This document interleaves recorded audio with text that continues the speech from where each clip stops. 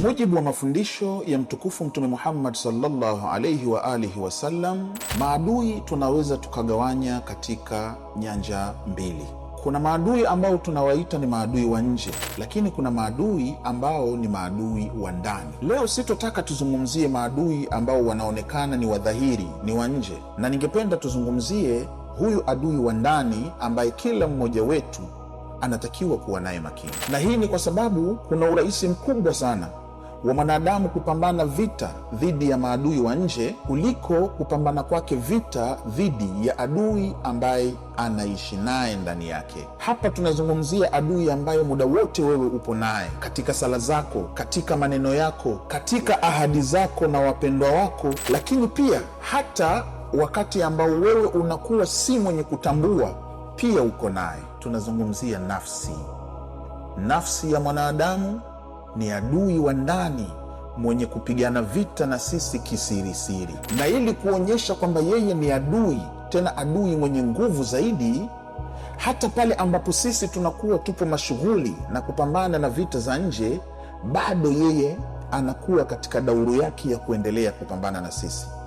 Tukinukuu tukio maarufu la maswahaba walipotoka kupigana katika moja ya vita, mtukufu Mtume Muhammad sallallahu alayhi wa alihi wasallam anawapokea kwa kuwaambia, marhaban biqaumin qadaw aljihad alasghar wa baqiya alayhim aljihad alakbar. Karibuni, karibuni enyi watu ambao mmetoka kupigana vita ndogo na sasa hivi mliobakisha ni vita kubwa.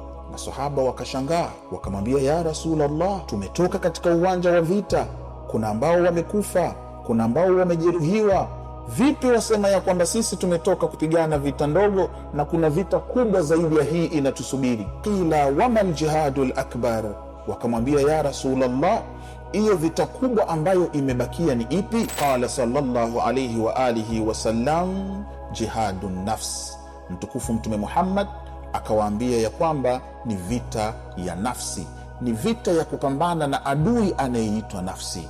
Swali la kujiuliza ni kwamba, je, nafsi ya mwanadamu kwa asili yake ni adui kwa mwanadamu? La hasha, nafsi kama nafsi haina uadui na mwanadamu, isipokuwa ni pale ambapo nafsi itakapotoka katika misingi yake ya kisheria, pale ambapo nafsi itatoka katika misingi ya kiakili, nafsi ikataka kutawala akili ya mwanadamu na sheria ambazo amepewa huyu mwanadamu, hapa tena inageuka na kuwa adui wa huyu mwanadamu, kwa sababu itakuwa inataka kufanya kwa matakwa yake, na mara nyingi matakwa ya nafsi ya mwanadamu huwa si yenye kuendana na misingi ya akili, lakini vile vile na misingi ya sheria. Kwa nini vita dhidi ya nafsi inaonekana kuwa ni vita ngumu sana? Kwa sababu nafsi ya mwanadamu inapokuwa inapambana na mwanadamu, usidhanie ya kwamba itakuja na vitu ambavyo vinaonekana kwa mtazamo wa kwanza kwamba ni vibaya.